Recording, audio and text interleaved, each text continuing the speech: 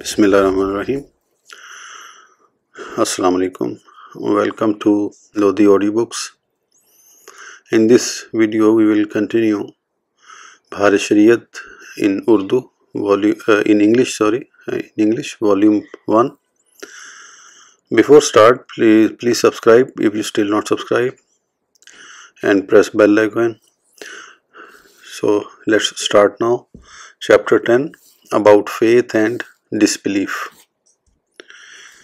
Iman or faith means that one should accept and attest to every single thing deemed as a necessary precept of religion, zaruri, and should do so sincerely and wholeheartedly. Rejecting or denying a single thing deemed a necessary precept of religion, zaruri, is disbelief, kufr. Even if a person accepts and affirms the validity of all other zaruri precepts. A zaruri precept or a necessary tenet of religion is that which is known by everyone, commoner and the learned alike, such as Allah is one, there is no partner unto him, Tawheed, prophets and their prophethood, paradise, hell, the great assembly, Hashr, resurrection, Nashr, etc. For example, the belief that our master, the Prophet Muhammad sallallahu alaihi wasallam, is the last of all prophets, Khatam al-Nabiyyin, and there cannot be another prophet after him, is a zaruri precept. When we say a commoner or a laity, awam, we refer to those people who are not scholars per se, but have remained in the company of scholars and are acquainted with religious knowledge and are interested in learning it. The term commoner does not refer to the illiterate folk in remote villages or savages who dwell in the forests and mountains, who cannot even pronounce the formula of faith, kalma, properly. The knowledge of such people is not a yardstick to consider something as a zaruri precept. If they do not know about a certain zaruri thing, it does not cease to be zaruri merely because of the ignorance of such people. However, it is necessary that they should not deny any zaruri precept, and they should have a firm belief that everything in Islam is valid and is the truth, haqq. At the least, it is necessary for one to have an overall belief that Islam is true and that they should attest to all the zaruri precepts of Islam in general, even if they are not aware of the specifics. Articles related to faith and disbelief. Faith means attestation to Islam and its articles of faith. Deeds or actions are actually not a part of faith. As for affirmation, that is publicly declaring one's belief, it is explained thus. If the person attested to the truth of Islam but did not get any opportunity to declare his belief and he died soon after before declaration, such a person will be deemed a believer near Allah. However, if the person had the opportunity to declare his belief and when asked about his belief he did not confirm it, he will be deemed a kafir. And if the person was not asked about it, so he did not declare his belief, in such case he will be deemed a disbeliever, kafir, in all dealings with him. For example, his funeral prayer will not be held, nor will he be buried in a Muslim graveyard, but he may be believer near Allah so long as he has not said or done anything against Islam. For one to be Muslim, it is also necessary that he or she should not deny or reject any necessary precept of faith, zaruri precept.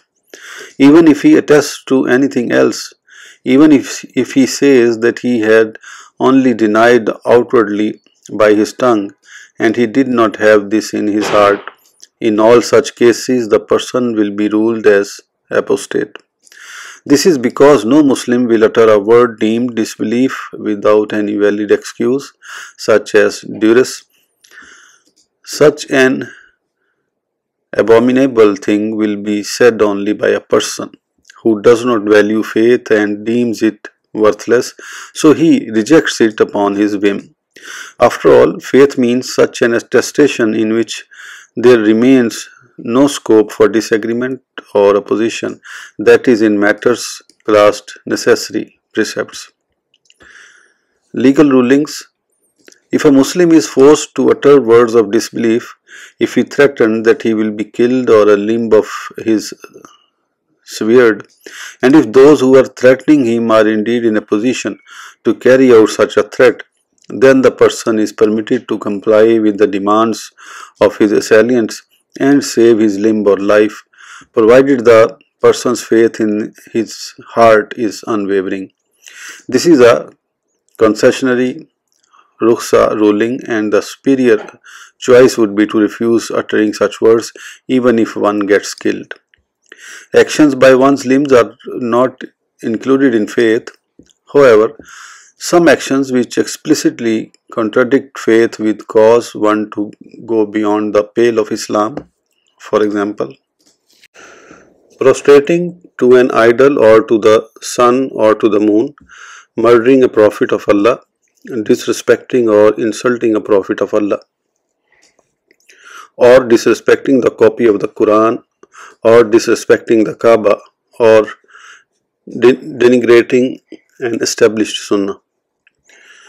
All the above actions tantamount to kufr. Some actions are distinctive markers of disbelief kufr, such as tying a zunar, keeping a tuft of hair on the head, smearing vermilion on the forehead, etc. Jurists have ruled that the person committing such an act becomes a disbeliever. When such actions necessitate kufr, it is obligatory for the person committing such actions to renew their faith and to renew their nikah if he or she were a married person. Some things are proven to be absolutely permissible or absolutely forbidden by the scripture. Nas Qat'i. It is kufr to consider such permissible halal things as forbidden haram, and to consider things which are explicitly forbidden in the scripture as permissible. When it is necessary aspect zaruri of religion, or when the person denying or rejecting it has the knowledge that such a thing falls under absolute ruling, hukam qat'i. Legal ruling. It is not permissible to imitate taqlidi anyone in matters of core beliefs or the fundamentals usul-e-aqaid. Rather, one should have a firm conviction and unflinching belief in the doctrine of Islam, regardless of how that conviction and belief was obtained. It is not necessary for one to obtain the knowledge of the proofs, ilme istidlali, for those beliefs. However, it is permissible to follow the opinion of others, taqlidi, in secondary matters of belief, and it is on this basis that the Ahl al-Sunnah is grouped in two schools. Matrudis, the followers of Imam al-Khuda, Imam Abu Mansur Matrudi, and Asharis, the followers of Imam Abu Hasan al-Ashari. Both groups are on the right path, haq, and the differences are in secondary matters and are only superficial. These differences are similar to the differences between Hanfis and Shafi'is in fiqh. Both are valid and are based on the truth. It is impermissible for either of them to consider the other as astray or deem each other as corrupt or sinful. Tadleel or tafseeq. Faith does not increase or decrease literally, because an increase or decrease occurs in things that can be quantified, such as things that have a length, breadth, and thickness, or things that can be counted. But faith means attestation, tasdeeq, and attestation is a state, that is, a state of submission and acceptance. The increase of faith mentioned in some verses of the Quran refer to things that ought to be believed in, mu'min bihi, and things that ought to be attested, musaddaq bihi. There was no fixed upper limit for such things during the period of revelation of the Quran. Commands were still being revealed, and it was imperative to believe in the new commands and continued until the revelation was completed, not that faith would itself increase or decrease in quantity. However, faith can be described as being strong or weak, as these are the characteristics of the state, the condition of that attribute. The faith of Abu Bakr al-Siddiq alone is stronger than that of the faiths of everyone else in this ummah put together. There is no middle ground between faith and disbelief. A person is either a Muslim or a kafir. There cannot be a third category or an intermediate state whereby one is neither a Muslim nor a disbeliever. Legal precept. Hypocrisy, nifaq. When one claims to be a Muslim but rejects Islam in his or her heart, this is also a form of pure disbelief. The lowest level of hell is reserved for such hypocrites. There were some people in Rasulullah time who are well known to be hypocrites because the disbelief hidden in their heart was exposed by the Quran. The Prophet could identify those hypocrites and singled them out by their names. This was on account of the vast knowledge bestowed upon him by Allah. It is not possible for us in this day and age to describe any individual as a hypocrite, munafiq with certainty. Anyone who claims to be a Muslim outwardly will be accepted as a Muslim unless he contradicts faith by any of his words or actions. However, one of the branches of hypocrisy can be found in our time, in that many heretics claim to be Muslims, but when they are evaluated, they are found to hold beliefs that contradict necessary precepts of Islam. Polytheism, shirk, means to consider someone other than Allah to be wajibul wujud, necessary to exist, and worthy of being worshipped. That is to consider someone to be a partner or having a share in godhood, uluhiyya. This is the worst kind of disbelief. Anything other than such a belief, irrespective of how abominable it may be, it is not shirk. The pristine Sharia has therefore prescribed the rulings related to disbelievers who are known as people of the book, Ahle Kitab, separate from the ruling related to disbelievers who are polytheists. The animal slaughtered by a Jew or a Christian is permissible to eat, but the animal slaughtered by the polytheist is unclean meat, impermissible to eat. One can marry a woman of the Jewish or Christian faith, but it is impermissible to marry a polytheist woman. According to Imam Shafi'i, jizya can be taken from the Kitabi but is not accepted from the polytheist. Sometimes the term shirk is used for disbelief in general, such as the Quranic verse, Allah will not forgive polytheism, shirk. Here it actually means disbelief, kufr. No disbeliever will be forgiven. However, Allah will forgive any other sin, irrespective of how enormous, for whomsoever He wills. Those who have committed enormities, Kabira, will remain Muslim and will eventually enter Jannah. This will happen for any of the following reasons. Allah Ta'ala forgives that person committing a major sin by His infinite grace. The Prophet ﷺ will intercede for him and ask for him to be pardoned. The person will spend time in hell as punishment and will be taken out after having served his sentence and thereafter allowed into paradise. Once he enters paradise, he will never be removed. Legal precept. One becomes a disbeliever if he prays for the forgiveness of a disbeliever or describes a dead apostate as a person who has gone into the mercy of Allah, or one whom Allah has forgiven, or describe the dead kafir as Bekhunt-Bashi.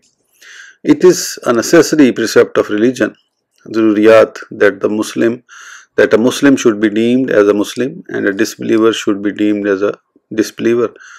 However, it is true that we cannot say with certainty about an individual that he has indeed died upon faith or disbelief until we have Sharia proof for his status at the very end, Khatima. This doesn't mean that we should be hesitant about someone who commits absolute kufr. In fact, it is kufr to doubt in the disbelief of someone who is certainly a kafir. Important note. It is said in Hadith, my followers will diverge into 73 sects. All of them will be in fire except for one. The companions asked, who are they? That is the saved sect. Messenger of Allah, he replied, that which is upon my tradition and that of my companions. In another narration, they are the congregation, Jama. That is the biggest group of Muslims, also known as Al-Sawad al-Azam. He ﷺ has also said in another narration, those who depart from this group will have departed towards hell. Therefore, the name of the saved sect, Fiqh al-Najaya, is Ahl al-Sunnah wal-Jama. Many heretical sects from the 72 came into existence and then disappeared. There is no need to mention those sects which are not found in the subcontinent. Those sects do not exist here, nor are we faced with their mischief. Hence, there is no need to mention them. However, we will mention some sects found in this part of the world so that our Sunni brothers among non-scholars may not be deceived by them and socialize with them because of the warning in Hadith. Stay away from them and keep them away from you so they do not misguide you or seduce you towards their heresy. In this video, we will finish here. We will continue in the next video, inshallah. Please don't hesitate to share with as many people as you can, and we will meet again inshallah in the next video. Till then, goodbye. Allah Hafiz.